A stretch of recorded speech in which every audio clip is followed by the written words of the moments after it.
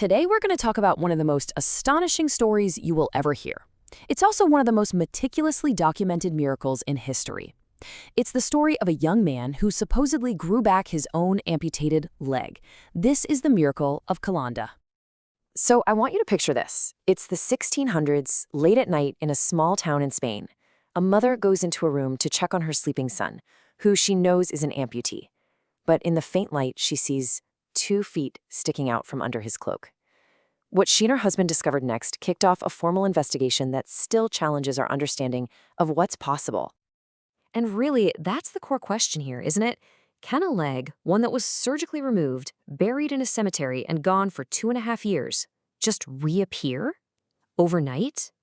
So here's how we're going to unpack all of this. We'll start with the crippling accident, then follow his new life as a beggar. We'll look at the night everything changed, examine the official investigation, address the inevitable questions and skepticism, and finally, explore its enduring legacy. Okay, first things first. Before we get into the miracle itself, we have to establish the medical reality, the facts of the case that pretty much everyone agrees on. The man at the center of all this was Miguel Juan Pellicer. He was born in 1617. He wasn't anyone special, just an ordinary young guy from a poor farming family. He didn't have much of an education, but he did have a very simple and very profound Catholic faith. So, in the summer of 1637, Miguel was working when a heavy cartwheel ran over his right leg, completely shattering his tibia.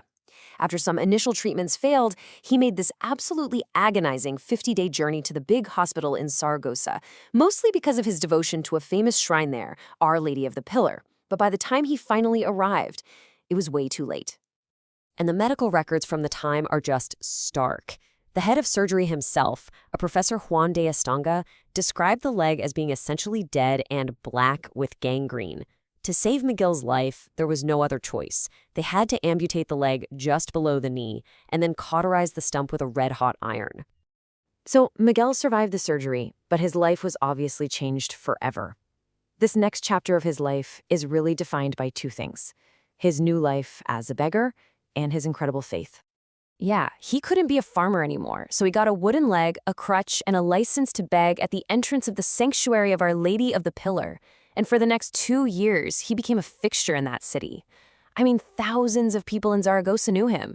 He was the young man with 1 leg. And every single day, he performed this little act of faith. He would take oil from the lamps that were always burning in front of the statue of the Virgin Mary, and he would rub it on his stump while he prayed for her help. His own doctor told him it was a bad idea, that it could slow the healing, but Miguel just kept on doing it. And it's that unwavering, daily act of devotion that leads us right to the climax of this entire story. This is the night of the miracle. All right, it's March 29th, 1640. Miguel is 23 years old now, and he's back at his parents' house in Calanda. The house is full because a soldier is staying over and is using his bed. So Miguel just makes a little makeshift bed for himself on the floor in his parents' room, and he falls into a really deep sleep.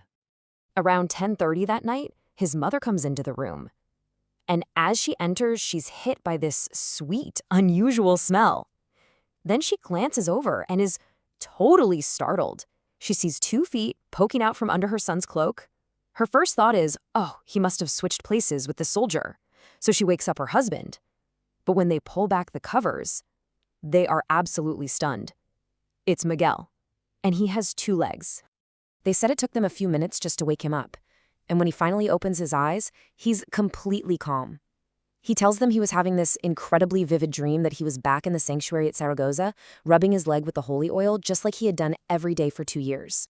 Well, as you can imagine, news like that spreads like wildfire through a small town. This couldn't just stay a local rumor. And that leads us to the official investigation, the massive effort to document what had just happened. Now, this is what makes the Miracle of Calanda so compelling. This isn't just a folktale. There is a mountain of paperwork. The church launched a formal canonical process just 2 months after the event, creating this incredibly detailed legal and medical record. And this investigation was no joke. They gathered sworn testimony from everybody. This included Professor Estonga, the very surgeon who ordered the amputation, and his assistant. Crucially, they also had testimony from a practitioner named Juan Lorenzo Garcia, who swore under oath that he had personally taken the amputated leg and buried it. On top of the medical staff, dozens of ordinary citizens testified that they knew Miguel for years, and he was always the amputee begging at the church. So after weighing all the evidence, the official conclusion from the Archbishop of Zaragoza was unambiguous. He declared that Miguel Pellicer's leg was miraculously given back to him, and that this was, quote, not a natural occurrence, but a miraculous one. But, of course, a claim this extraordinary is always going to face scrutiny, so we have to look at the other side of the story, the counter-narrative that has grown over the centuries. So the whole debate really boils down to two polar opposite explanations. On one side, it's an act of God. A key piece of evidence here is that the restored leg had the exact same scars Miguel had before the accident, like an old dog bite. This suggested it wasn't a new leg, but his original one that came back. Plus, you have all those sworn testimonies. On the other side is the theory of a clever hoax. Skeptics suggest that maybe Pellicer faked the amputation all along, maybe by tying his leg up behind him so he could be a more successful beggar. They argue that it's nearly impossible to verify 400-year-old testimony, and that the intense religious atmosphere of the time could have easily influenced what people thought they saw. But whether you believe it was a miracle or a hoax, the story left a permanent mark on Spain and on the Catholic world. So let's wrap up by looking at its enduring legacy. The Miracle of Calanda pretty much cemented the status of Our Lady of the Pillar as the patroness of Spain. It turned that basilica in Zaragoza into one of the most important pilgrimage sites in Europe, which it still is today. The event is immortalized in art, and for millions of people, it's this powerful, direct link between something that happened centuries ago and their faith today. And ultimately, the lasting impact of this story really goes beyond historical debate. For believers, the case of Miguel Pellicer is just this powerful testament to unwavering faith. It's a profound reminder that even when you're facing completely impossible odds, miracles do happen.